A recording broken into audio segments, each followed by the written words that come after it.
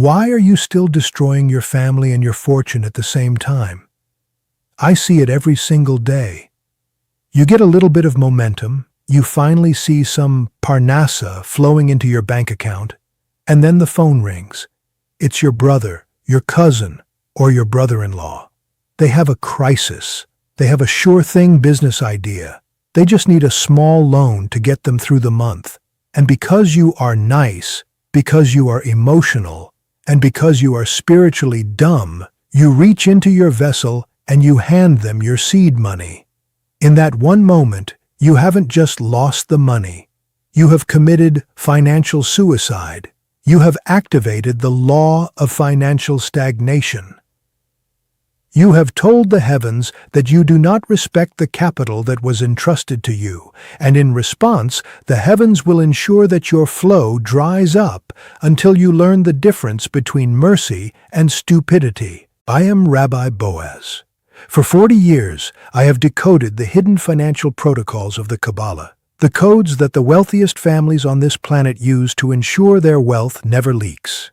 My grandfather was a dayan in Jerusalem, a judge who saw thousands of families tear themselves apart over loans that were never meant to be made. His father before him taught the secret of the separated coin in the face of absolute poverty. We did not build generational wealth by being nice to relatives. We built it by being loyal to the law. Today, I am going to expose the law of financial stagnation. I am going to tell you exactly why a Jewish billionaire would never lend money to a relative, and what they do instead to protect their mazal and their relationships. I am going to show you the spiritual geometry of the loan, and why it acts like a black hole in your financial atmosphere. This is not about being cold-hearted. This is about mazal reconstruction. Before I reveal why the relative loan is a curse, I need to know if you are ready to stop being the bank of the desperate. If you are ready to protect your vessel and stop the leaks, hit that like button right now. And I want you to go to the comments and type these 4 words. I protect my inflow. Do it now. If you are too soft to type a comment about protecting your wealth, you will always be the victim of your family's failures. Let's look at the outlier truth that my competitors, like Rabbi Shion or Rabbi Morai, are too afraid to touch. They tell you about the merit of the wife, or salt in the shoes. Those things are internal. But the relative loan is an external spiritual hack. The forces of the other side, the Sitra Achra, know that the easiest way to stop a person's success is to use their own bloodline against them. In our tradition, there is a fundamental distinction between tzedakah, charity, and halva'a, lending. Most of you confuse the two. You think that by lending to your cousin, you are doing a mitzvah. You are not. You are creating a klipa, a shell of resentment. The Torah says, "If you lend money to any of my people with you who is poor, you shall not be to him as a creditor." Most people read this and think it means be gentle. They are being surface-minded. The deeper Kabbalistic meaning is that a loan creates a master-slave relationship. The book of Proverbs is clear. The borrower is slave to the lender. When you lend money to a relative, you are enslaving your own blood. You are introducing the energy of gevurah, judgment and restriction, into a relationship that was meant for chesed, mercy, and love. You are turning your dinner table into a courtroom. Now, every time you see that relative at a holiday or a wedding, you aren't looking at your brother. You are looking at a defaulted asset. And they aren't looking at their sibling. They are looking at a taskmaster. This creates a spiritual static that vibrates through your entire lineage. The angels of provision see this discord and they say, "This house is in chaos." They are using their resources to create slavery instead of harmony. Close the gates. This is the law of financial stagnation. Your money stops moving because you have anchored it in a relative who has no intention of paying you back. Let me tell you about a man named David. David was a successful developer in Miami. He was making $500,000 a year. His mazal was high. Then his younger brother came to him with a real estate opportunity. David lent him $200,000, nearly all his liquid capital. The moment that money left David's hand, his own business started to rot. Contracts that were guaranteed suddenly fell through. His best employees quit. For 18 months, David didn't make a single profit. He came to me and said, "Rabbi, I don't understand. I did a good deed. I helped my brother. Why am I being punished?" I told him, "David, you didn't help your brother. You subsidized his laziness and you exposed your own vessel. You gave your seed money to someone who doesn't have the soil to grow it. You have tied your mazal to his stagnation. Until you cut the cord, your bank account will remain a desert." You see, money is potential energy. In the hands of a master, it grows. In the hands of the unreconstructed, it dies. When you lend to a relative who is financially illiterate, you are essentially taking holy light and throwing it into a pit. The universe treats this as a misuse of power. I am done watching you be retarded with your family obligations. You think you are being the good son or the heroic sister, but you are actually acting as an enabler of poverty. You are preventing your relative from hitting the rock bottom they need to undergo their own mazal reconstruction. You are interfering with their correction. Here is the Billionaire code for family requests. 1. Never lend what you cannot afford to lose entirely. 2. If you choose to give it as a gift, tzedakah, not a loan. 3. If they ask for a loan, offer them wisdom or tools, never cash. Why a gift and not a loan? Because a gift is chesed, mercy. It has no hooks. It doesn't create a slave. When you give a gift, you release the energy. Your vessel remains clean. You have fulfilled your obligation to your blood without clogging your financial arteries with a debt asset that will never manifest. A Jewish billionaire will say, "I will not lend you $10,000, but I will give you $2,000 as a gift, and I never want to hear about it again." This protects the mazal of the giver and the dignity of the receiver. If you can't afford to give it as a gift, then you certainly can't afford to lend it. Most of you are currently lenders to people who are vampires. You are being drained by people who use the word family as a weapon to bypass your financial boundaries. You have a leaking vessel, and you wonder why your abundance feels like a struggle. The reason you are stuck is that you have a soft heart, but a hard mind. You let your emotions dictate your accounting. You are being lazy with the spiritual laws of value. This relative lending trap is just one of the many ancestral leaks I expose in my blueprint. I am talking about the mazal reconstruction. If you think that a few tips in a video are enough to undo 30 years of poverty programming, you are being stupid. You need a full system reset. In the Mazal Reconstruction ebook, I give you the relative refusal script. The exact words to say to a family member that protects your relationship while sealing your wealth. I show you the 7 generations audit, how to identify if your family is carrying a covenant of lack, and the specific midnight ritual to shatter that bond. I reveal the hierarchy of giving, exactly who should get your money first to ensure the maximum inflow returns to you. Most of you are giving to the bottom of the hierarchy, which is why you stay at the bottom. The link is in the description. Stop being a pushover for the desperate and start being a pillar for the prosperous. If you won't invest the price of a lunch into your own financial sovereignty, then you deserve to be the family's ATM until you go broke. Now let us examine the spiritual physics of default. Most of you think that when a relative doesn't pay you back, you've simply lost a few $1,000s. You think the damage is limited to your bank statement. You are being dumb about the way energy works in the higher dimensions. In the Kabbalah, a transaction is a spiritual circuit. When you lend money, you are creating an open loop. The light flows out of your vessel with the expectation that it will return. This return flow is what keeps your mazal healthy.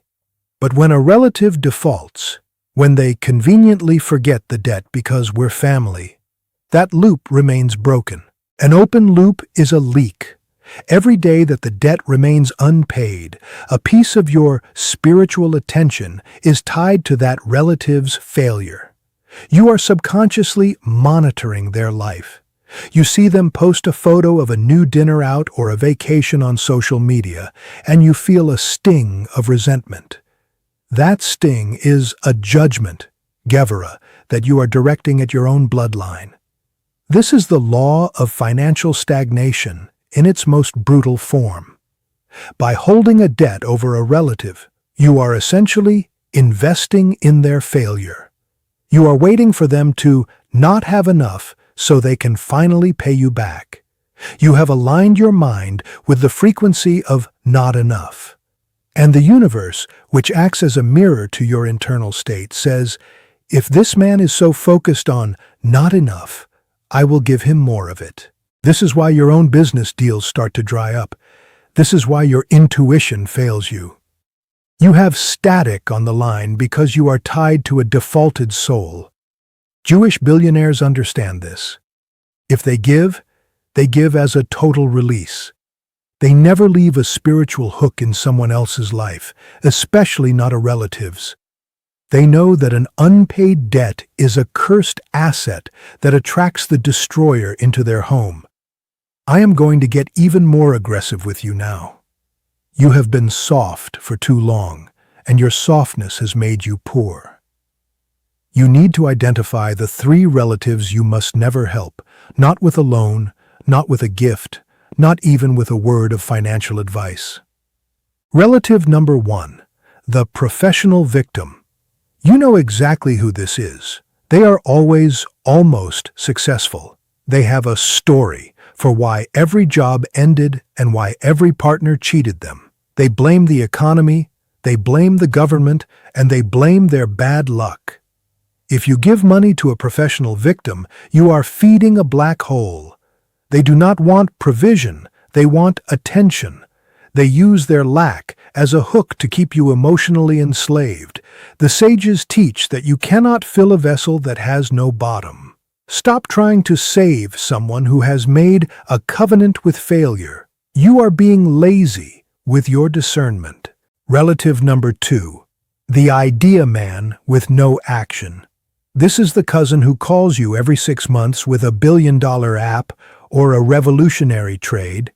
He wants your money to launch his dream. But look at his life. Is his bed made? Is his house clean? Does he have a history of finishing what he starts? The Talmud says that wisdom without action is like a tree without fruit. If you lend money to an idea man, you are subsidizing a fantasy.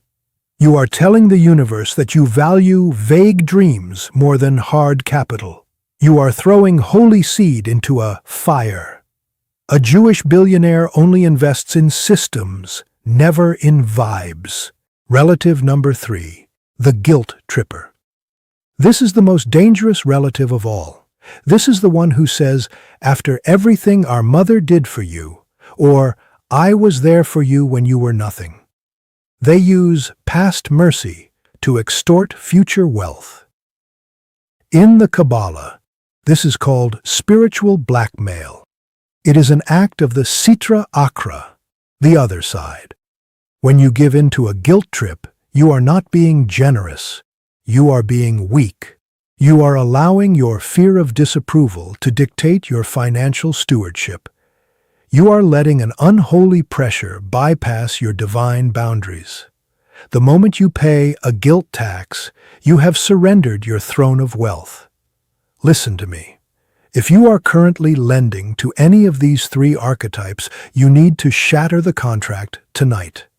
I don't care if it's $500 or $50,000, you must release the debt in your heart. Tell the relative, consider it a gift from the past, but the bank is now closed. You must cure the stagnation by cutting the anchor. Now, I know some of you are feeling attacked. You are thinking, Rabbi Boaz is too harsh. My family is different. Your family is not different. The spiritual laws of money do not care about your last name. They only care about your compliance. You are currently spiritually retarded if you think you can violate the law of the vessel and still expect to be a millionaire. This is exactly why I put everything into the Mazal reconstruction. I see so many of you watching my videos and then going back to your vampire relatives and handing them the very seed money I am trying to help you grow. You are sabotaging your own miracles. In the Mazal Reconstruction ebook, I give you the Bloodline Barrier Protocol. I show you the 7 forbidden transactions, the 7 ways you handle money with family that disconnects you from the flow of the patriarchs. I reveal the Midnight Mercy Ritual, how to transfer the burden of a family debt to the heavenly court so that you are cleared of the stagnation, even if the relative never pays a dime. I give you the Code of the First Fruit, exactly how to protect your income from family envy. There is a specific way to hide your blessing, so the ayin hara, evil eye, of your own kin doesn't rot your profits. The link is in the description. Stop being a slave to your bloodline and start being the source of your bloodline. If you are the rich relative that everyone comes to for a loan, you aren't blessed. You are in target. You need to reconstruct your position from ATM to architect. If you won't spend a few dollars to learn how to protect thousands, then you are dumb and you deserve the financial stagnation you are currently living in. But if you are ready to seal the leak, click the link and read the Geography of the Loan chapter before you answer your phone tomorrow. Let's talk about the ritual of the separated coin. My grandfather taught me that to break the curse of the relative loan, you must perform a physical act of decoupling. Tonight, at 11:11 p.m., take a single coin. It doesn't matter the value. Hold it in your left hand, the hand of Gevurah, judgment. Visualize every loan you have ever made to a relative. Visualize the resentment you feel. Visualize the stagnation in your bank account. Say these words out loud. I separate my mazal from the failures of my kin. I release the debt to the heavens. I am no longer a creditor of blood. I am a steward of light. My vessel is sealed. My flow is independent. The stagnancy is broken. Throw that coin into a pushke, tzedakah box, or leave it in a public place for a stranger to find. By doing this, you are moving the energy from a stagnant loop, the relative, into a flowing circuit, the world. You are resetting your pulse.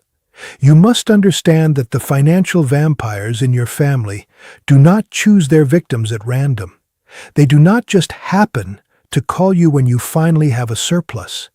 They are attracted to the spiritual odor you are releasing in your own home. You are broadcasting a frequency of availability, and in the spiritual realm, that is equivalent to putting a sign on your front door that says, "Free capital for the unreconstructed." If you want to stop being an easy mark, you must excise the 3 household words that act as a beacon for these vampires. Word number 1, extra. I have a little extra this month.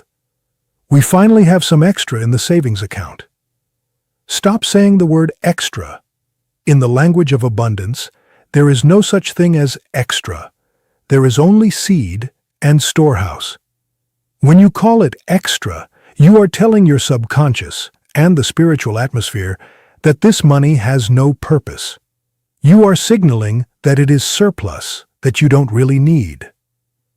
The moment the vampires hear the word extra, their internal hunger algorithm activates.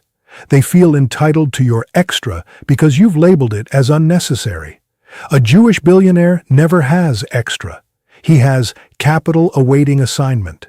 If your money doesn't have a specific command attached to it, a relative will provide a command for you. And that command will be, give it to me. Word number 2, fortunate. We've been very fortunate lately. Most of you use this word because you want to sound humble. You are being dumb with your semantics. Fortunate implies luck. It implies that your success was a random accident of the universe. When you tell your relatives you are fortunate, you are telling them that you didn't earn your mazal through discipline and reconstruction. Why is this dangerous? Because if your wealth is just luck, then your relative feels they have a moral right to share in that luck. They think, the universe gave it to him for no reason, so he should give some to me. But when you use the word ashrei, which means happy enriched through alignment, you are signaling that your wealth is a result of law and order. You don't share luck, you honor alignment. Stop calling your hard-won parnasa good fortune. Call it strategic inflow. Word number 3, soon. I'll be able to help you soon. We're going to be in a better position soon. When you use the word soon to delay a vampire, you are committing a spiritual breach. You are making a future covenant with a person who is currently in stagnation. You are giving them a date of delivery for your future light. By saying soon, you are tying your future mazal to their crisis. You are telling the heavens, please give me a breakthrough so I can hand it to this person who refuses to work. The heavens respond by delaying your breakthrough. Why would the Creator give you more light if He knows you are just going to use it to subsidize darkness? A billionaire says no in the present so he can remain strong in the future. He never uses soon as a shield, he uses no as a sword. Now, let us move to the Abrahamic refusal decree. In Genesis chapter 14, Abraham wins a massive war. The king of Sodom, the ultimate symbol of unholy, stagnant wealth, approaches Abraham and says, "Give me the persons and take the goods for yourself." Abraham's response is the secret of financial sovereignty. He said, "I have lifted up my hand unto the Lord, that I will not take a thread even to a shoelace, lest thou shouldest say, I have made Abraham rich." Abraham refused the easy money because he knew it carried a hook. He knew that if he took the king of Sodom's goods, he would be tied to Sodom's frequency. He wanted his wealth to be clean, coming only from the Most High God. You need to perform this decree tonight to unhook yourself from the unholy demands of your relatives. Stand facing your front door, hold your hands out, palms facing away from you, as if you are pushing back a tide. Speak these words with the fire of the shin. I lift my hand to the Master of the universe. I refuse the thread and the shoelace of the desperate. I will not be made rich by the guilt of my kin, nor will I be made poor by their stagnation. I am a sovereign vessel. My parnasa is between me and the Creator. I cut every hook. I dissolve every unholy contract. I am free to prosper. It is written, and so it is done. This clears the air in your home. It creates a spiritual repellent that makes the vampires feel uncomfortable when they think about asking you for money. They will start to sense a boundary that wasn't there before. You are no longer the Bank of Sodom. You are the Tent of Abraham. Listen to me. We are approaching the 3,000-word mark of this session. You have received more family wealth defense in the last 30 minutes than any therapist or financial advisor would give you in a year. But I need to be brutally honest with you. You are still a security guard who doesn't have the keys to the vault. You know how to stop the leaks, but you don't know how to force the flood. I told you at the beginning that there is a full system. I am talking about the Mazal reconstruction. I see so many of you watching my videos and then going back to Rabbi Shion's gentle psalms because my words sting your ego. My words sting because your ego is infected with poverty. I am here to perform surgery. In the Mazal Reconstruction ebook, I don't just teach you how to say no to your cousin. I show you the names of the 72 hours, exactly when the Treasury of the North is open, and how to align your business launches with that window. If you launch on a stagnant Monday, you are fighting the tide. I reveal the bloodline audit, a 7-step process to see if your financial failure is actually an inherited decree from your grandfather's mistakes and the specific midnight ritual to shatter that chain. I give you the Ma'aser Vault strategy, exactly where and how to store your tithe money so it acts as a guardian for your primary assets. The link is in the description. The price of the book is a vessel test. If you are too cheap to invest $20 into the reconstruction of your soul, then you have already voted for your poverty. You are telling the universe that you prefer scraps over sovereignty. If you won't buy the book, then stop complaining about your brother-in-law. You deserve the vampires because you refuse to buy the light that would drive them away. But for the architects, the ones who are done being the family ATM, get the book tonight. Read the Covenant of the Third Day chapter immediately. It will change the way you handle every phone call you receive for the rest of your life. Tomorrow is a new day. The law of financial stagnation is now exposed to you. The separated coin is your reset. The Abrahamic refusal is your shield. I am Rabbi Boaz. I have handed you the scalpel. Now go and cut the anchors that are keeping your ship from the Golden Coast. Go to the comments right now. Type, I am a sovereign vessel. Let the thieves of blood know that the bank is closed for good. And then click the link. Your reconstruction is the only thing standing between you and the inheritance of the patriarchs. I am Rabbi Boaz. My path is clear. Is yours? Shalom.